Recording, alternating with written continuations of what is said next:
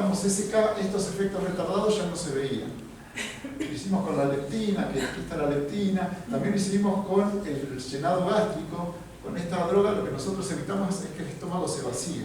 Entonces, cuando el estómago permanece lleno luego de la ingesta de alimento, esos efectos prolongados de la grelina se dejan de ver.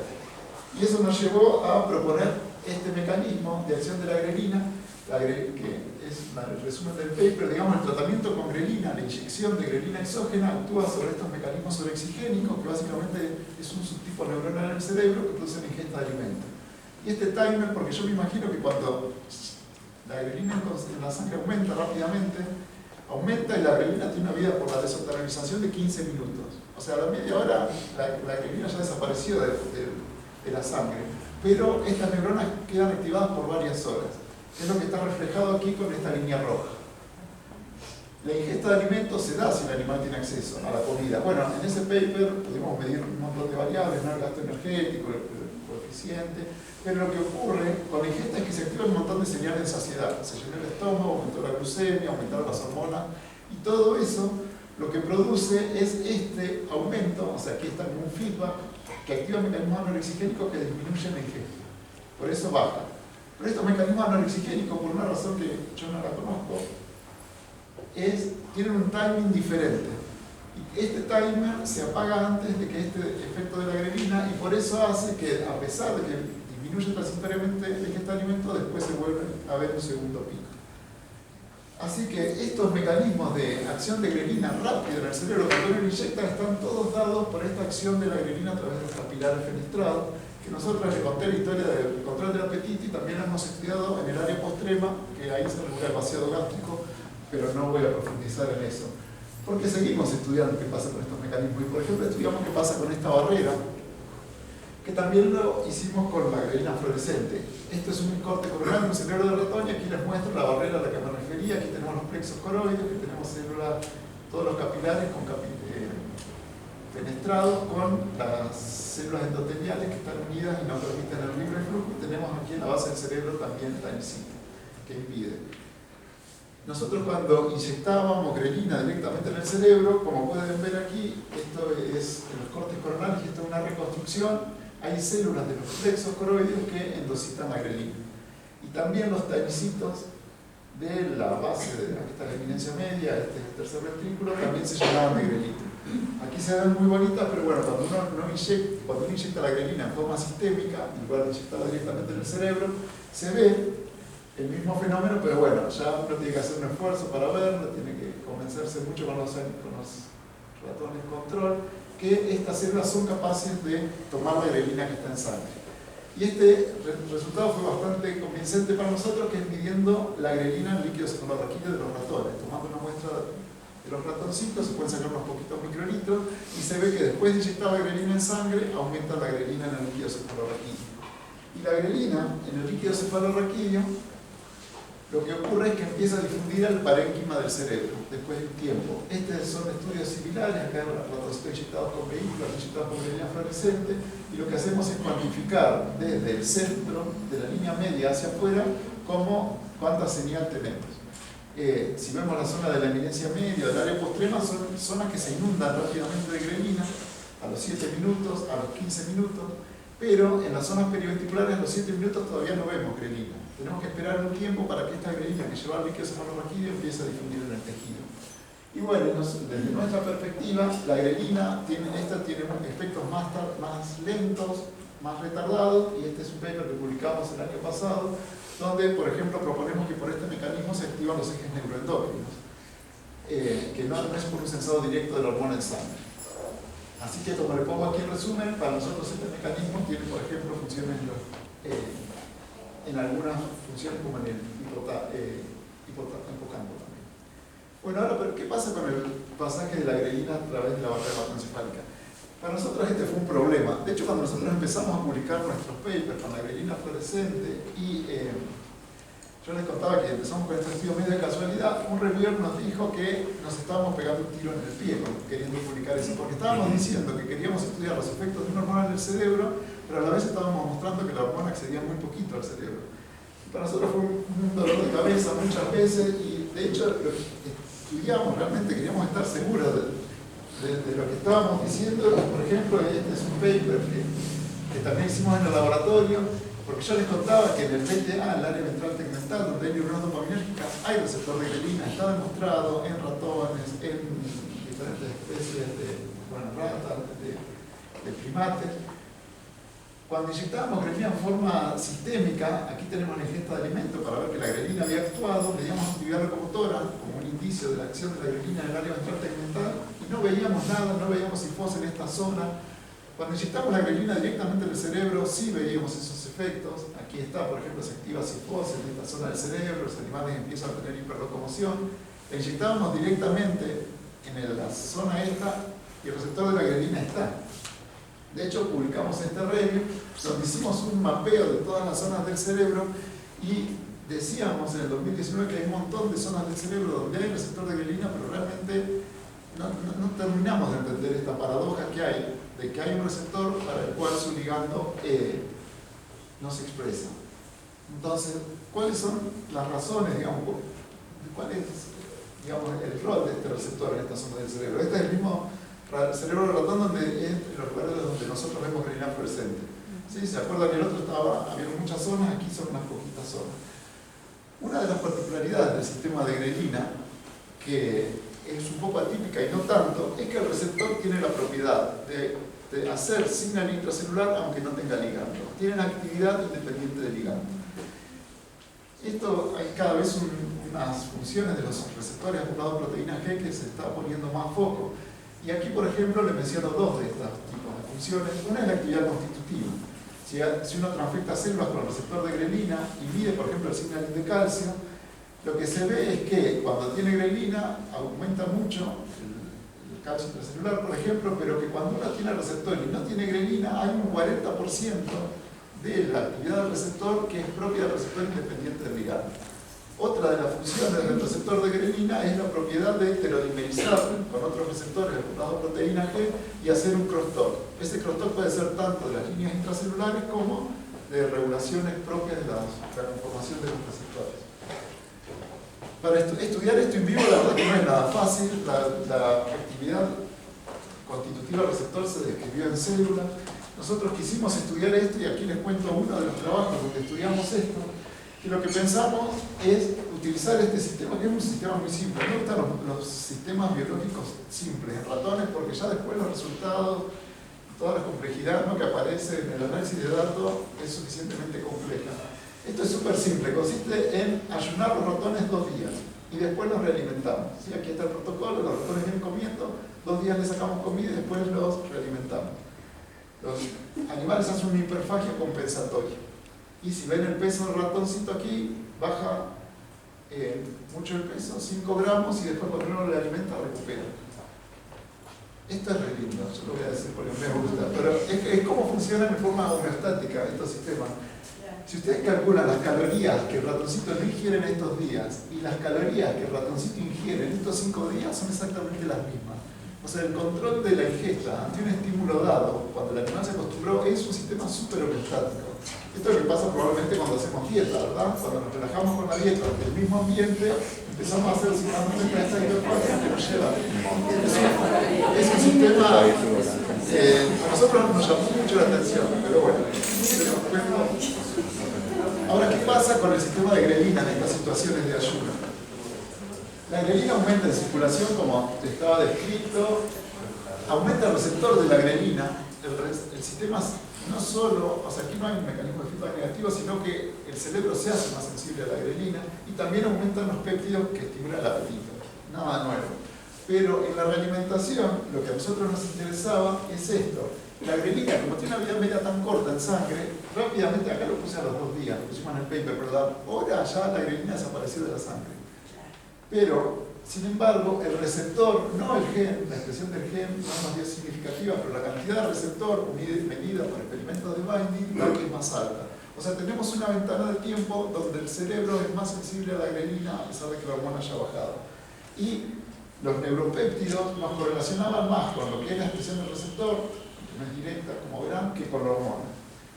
Aquí en este paper tenemos varios modelos animales para estudiar lo que pasa en esta ventana de tiempo. Y fíjense que a los ratoncitos que les falta el receptor de grelina, este hiperfagia compensatoria es de menor magnitud. O sea, realmente, y acá siempre digo esto, ¿no? Cuando hacemos estadística, esto es el resumen de varios experimentos animales diferentes, a veces nos da, a veces no nos da, pero para poner nosotros de manifiesto bien este fenómeno, lo que hacemos es sumar la ingesta de todos los días. Porque la diferencia que vemos es de un 15%, más o menos, de lo que come el animal que no tiene receptor de grelina que el que tiene receptor de grelina. Y si uno lo piensa de alguna forma es razonable, ¿verdad? Porque hay un montón de factores que regulan el apetito, mi mensaje es que la grelina es la única hormona que regula el apetito. Hay una fracción de esa hiperfagia que nosotros hacemos que la podemos atribuir al receptor de grelina. ¿Y por qué digo el receptor de grelina? Porque cuando hicimos los mismos experimentos con ratones que les faltaba la grelina, los animales comen lo mismo. Y después entramos acá a la farmacología del receptor. Estas son diferentes drogas que están publicadas, algunas de hecho patentadas porque se pensaban usar en pacientes, que se bloquea el receptor de la grelina. Y nosotros no encontramos diferencias en estos casos. Para mimetizar, para encontrar lo mismo que veíamos en el sistema genético, tuvimos que usar este tipo de drogas, que en este caso es un péptido, que lo que son agonistas inversos. O sea, los antagonistas bloquean el efecto de la grelina. El agonista inverso lo que hace es baja esta actividad constitutiva a valores más bajos. Bueno, este es el título del paper, pero ahora no voy a hacer mención de esto, porque ahora lo cambiaría todo este título.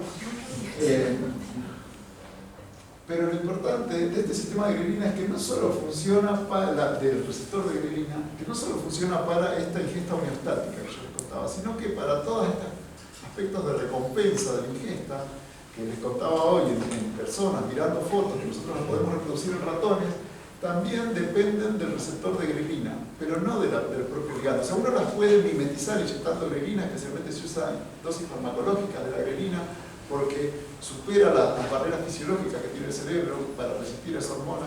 Pero realmente, para poner de manifiesto, esto se sabía en el campo, que cuando se hicieron los ratones knockout de grelina y knockout del receptor de grelina, a la gente que hizo los knockout del receptor le fue mucho más fácil desenmascarar fenotipos que a la gente que hizo el ratón knockout de grelina. O sea, el receptor tiene un rol que es independiente de la hormona y que es muchas veces más potente. En el caso de los mecanismos de placer, digamos, esta es la idea simplificada, es que nosotros ante un estímulo objetivo, como podría ser una barra de chocolate en este caso, lo que hace el receptor de la grelina es aumentarle el valor hedónico objetivo que ese estímulo tiene para nosotros. Está súper simplificada la idea, pero bueno, básicamente es esta, que cuando uno tiene más receptor de grelina, ¿sí? Uno lo piensa y dice, bueno, sí, cuando hay hambre no hay pan duro, ¿no? Ese dicho. O sea, es obvio que uno, que esa percepción hacia los estímulos depende de nuestro contexto. Pero bueno, la idea es que esta molécula es una de las entidades moleculares que regula ese fenómeno. Y lo importante de estos fenómenos es que no están solo relacionados a la ingesta, y que esto fue un gran problema en todo el campo del control del apetito y de las drogas para la obesidad cuando uno quiere manipular estos sistemas. Porque aquí les muestro esta droga, que esta droga es un agonista inverso. Ahora esto lo desarrolló Pfizer, PF viene de Pfizer. Ya las empresas farmacéuticas no querían desarrollar antagonistas, ahora el objetivo es desarrollar agonistas inversos. Y el estudio muestra en pacientes alcohólicos, porque la idea, en lugar de una barrita de chocolate, si uno lo piensa con un estímulo, otro estímulo placentero como podría ser el alcohol, la idea es que apagar la señalización de este receptor logra apagar esa percepción que uno tiene de esos estímulos objetivos. Este es un estudio que lo está haciendo NIH en Estados Unidos y bueno, estamos esperando los resultados ahora que se aumentaron, no pasaron a fase 1, a ver qué pasa con la fase 2. Entonces, lo que interpretamos de este sistema es que esta actividad del receptor, que es independiente de su ligando, tiene una acción biológica que se termina manifestando en nuestro comportamiento, el comportamiento de los animales, y lo que se está haciendo con estos sistemas de drogas es intentando apagarlo y no bloquear su ligando. Este fenómeno de tener la posibilidad farmacológica de hacer esto siempre estaba latente en el campo de la GHCR y de la grelina, bueno, hay alguna molécula endógena. Yo decía que la actividad constitutiva de los receptores no, es atípica, pero no tanto. Uno de los que se conoce que tiene actividad constitutiva es el MC4, el receptor de melanocortina, y tiene dos ligandos. Uno que es el MSH, que dicho sea de paso, Thales Lithien tuvo una línea de trabajo con MSH y se purificó MSH, si no entiendo mal aquí en el instituto, y tiene también un antagonista inverso que es GRP. Y esta pregunta, que por 20 años estuvo dando vueltas en el campo, de repente en el 2018 apareció este paper, mostrando que este péptido, que ya se conocía, que se había aislado en microfiltrados de sangre de personas, tiene la capacidad de actuar como un... aquí lo presentaron como un antagonista del receptor. Está bien, muchas gracias.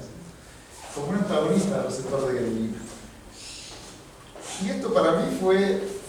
no sé, fue un shock para el campo, no solo para mí, porque nosotros creíamos que yo les presenté este sistema así, nosotros creíamos que el sistema funcionaba así, y de repente, 20 años después de estar trabajando en esto, nos enteramos que el sistema funciona así, que tenemos otro péptido que lo produce el hígado y el yeyuno, que también está actuando en el cerebro y está regulando este receptor. No sé cómo explicar esto, pero es como que uno estaba mirando una obra de teatro y de repente estaba intentando interpretar qué pasaba con la obra de teatro, y uno tenía un personaje en la obra de teatro que ni sabía que existía. Y de repente te dicen, te lo presento. Y realmente, para mí esto también es lo lindo de la ciencia, ¿no? De cómo uno, yo también no rememoraba los trabajos de Talesnik y decía, cuando Talesnik hizo todo su trabajo, no se sabía de la quispetina, por ejemplo, porque aparece en la década del 90. Y todo el marco teórico que se armó en ese momento estaba ignorando algo que ahora para nosotros es central en el control de la pubertad, por ejemplo. Entonces, bueno, ahora a partir del 2018 tenemos LIP. Nosotros veníamos trabajando en este tema, así que imagínense, LIP es súper llamativo porque cuando uno mide la concentración de LIP en sangre hay 10 veces más LIP que grelina, por ejemplo, y la afinidad por receptor es la misma. Y lo que tiene el LIP, que se comporta en forma antagónica a la grelina. Yo les decía, por ejemplo, que en ayuno, restricción calórica, la grelina aumenta, bueno, el LIP baja. Y en pacientes o en personas que tienen sobrepeso, obesidad o ingesta de dieta en grasa, el LIP aumenta, la grelina baja, el LIP aumenta. O sea, estos dos sistemas están todo el tiempo actuando sobre el receptor. Nosotros en el 2018, bueno, nos quisimos de lleno a buscar la actividad del LIP2. También fue una oportunidad, le voy a confesar, porque también viendo un poco esto de Talesnik, como yo les contaba, uno entra a los campos en momentos históricos, pero también los campos se van agotando. O sea, en un momento, ¿qué más hacemos con la grelina? O sea, uno quiere seguir profundizando porque instaló el laboratorio, se formó ese tema, tiene las herramientas. Entonces, para nosotros el LIP también fue una oportunidad de focalizarnos. Entonces, bueno, seguimos trabajando. Nosotros tenemos una colaboración con un grupo de Montpellier de farmacólogos. Y lo que mostramos, acá nos agarró la pandemia, a mitad de camino, lamentablemente, pero bueno, igualmente pudimos publicar este trabajo en el que mostramos, porque la gente que descubrió el LIP no venía del campo de grelina, por eso yo les decía que el título puso antagonista. En realidad el LIP2 es un agonista inverso del receptor de grelina, no solo antagonista. En realidad todos, por la farmacología del receptor, todos los agonistas inversos son también antagonistas, pero uno puede desarrollar sí antagonistas puros. Entonces, en este estudio nosotros mostramos que el LIP2 es un agonista inverso del receptor, o sea que de estas funciones, que son ligandos independientes, la actividad constitutiva del receptor la paga el LIP2. También estudiamos estos mecanismos de interacción con otros receptores. Esta es la tesis de otro de los chicos del laboratorio, que lo que mostramos es que la unión del LIP cambia la conformación del receptor y hace que también estos mecanismos alostéricos que tiene el receptor para actuar sobre otros sistemas también se apagan. Y tiene un efecto general de downregular, digamos, el sistema de GHCR. Bueno, la pregunta es, ¿qué hace el LIP en humanos? Todos estos estudios, incluso el descubrimiento del LIP2, se había hecho en ratones. Las empresas farmacéuticas, que la realidad es que las empresas farmacéuticas hubo un boom con grelina. Casi todas estas empresas tenían un programa de investigación en grelina que después lo fueron cerrando. Nosotros, por ejemplo, tuvimos en el 2013 un subsidio con Glaxo, porque hasta el 2013 Glaxo tenía interés en grelina, tenían literalmente decenas de kilos sintetizados de diferentes ligandos que no los habían investigado más. Bueno, este grupo es un grupo de Novo Nordisk. Lo que pasa con Novo Nordisk es súper interesante para mí desde el aspecto científico, y no solo científico, sino también el impacto que puede tener la ciencia en la economía. Ustedes saben, me hago un pequeño paréntesis para decir esto, Novo Nordisk apostó, en lugar de por el sistema de grelina, apostó por el sistema de GLP-1 y es la empresa que desarrolló todas estas drogas que quizás no se hayan escuchado, semaglutide, liraglutide, que son bloqueantes del receptor de GLP-1, que se han hecho famosos no solo por el efecto que tienen, sino porque personalidades como Elon Musk o celebrities dicen que se inyectan esta droga porque tiene un efecto brutal sobre el descenso de peso. Eso también disminuye el interés por un tema. Cuando de alguna forma se descubre una fórmula para resolver un problema, es bueno, ya está, pasemos a otro tema. Pero el grupo empezó a trabajar con LIP2, Novo Nordisk creó un instituto y reclutó todos los docentes de la facultad y todos los investigadores para que sigan haciendo investigación básica en el marco de su instituto. También eso me parece súper interesante, porque bueno, Novo Nordisk está haciendo un montón de dinero con estas drogas. Ustedes saben que ahora pasó a ser la empresa más valiosa de toda Europa, solamente explicado por el aumento de profit que tiene a través de la venta de estas drogas. Realmente es brutal, y lo que es curioso es que ellos no promueven el uso de esta en otros países porque ellos no tienen capacidad de producirla, ¿no? Al contrario, las empresas farmacéuticas están todo el tiempo haciendo lobby para meter sus productos en los mercados. No es que están en otra política, pero porque no da abasto. Realmente es brutal esto. Bueno, lo que ellos hicieron, inyectaron en personas y en ratoncitos también, que son ratoncitos también que tienen receptor de grelina y de GHCR, debería decir, es antiguo de receptor de grelina, y lo que ven básicamente es que hace lo mismo que el ratoncito y que es lo antagónico a la grelina. Baja la ingesta de alimento, baja la glucemia, todo lo que es deseable para un paciente con obesidad.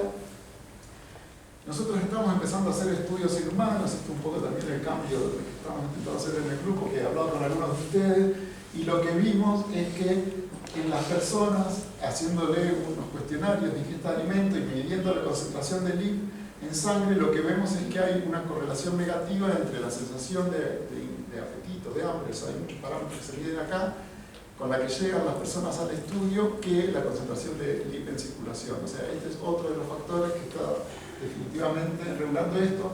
Para nosotros fue súper halagador que el último autor de este paper, que es el senior reason no sé qué, de ahí de Novo Nordisk, hiciera mención a nuestro paper en LinkedIn, en Twitter, en un montón de lugares, y que se preguntara si el LIP2 es realmente otra alternativa como para tratar estos pacientes, digamos, todas estas alteraciones del peso y de la lipido.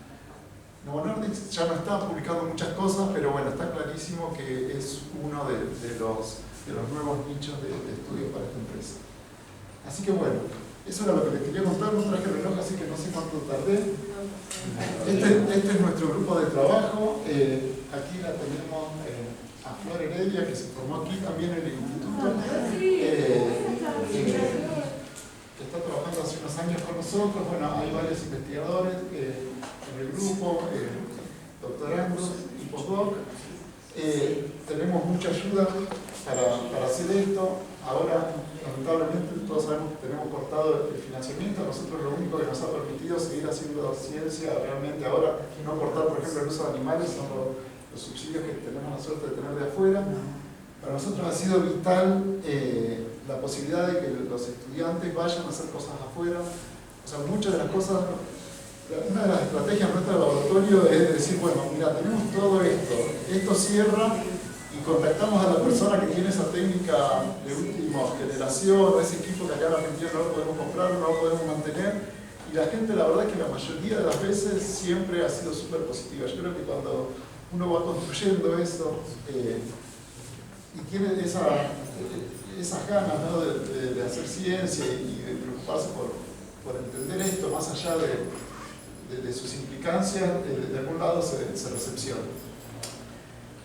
Y eso es un poco lo que yo quería transmitir al final. Yo siempre pongo al final los mensajes, ¿no? Pongo 3 o 4 puntos que yo considero que son los más importantes, que si alguien se debería recordar algo de la charla, que poner hincapié en eso.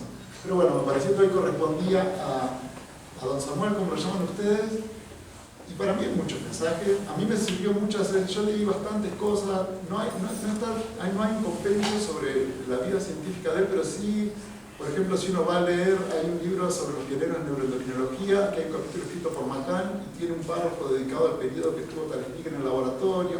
Hay unas actas de la Sociedad Argentina de Fisiología, de Valeria Rettori, que cuenta la historia de cómo se inició el vínculo con McCann y cómo diferentes, porque Samuel Talesnik fue el primer argentino que fue al laboratorio de McCann, pero después hubo toda una tradición de científicos argentinos que se mencionan ahí, no quiero mencionar alguno,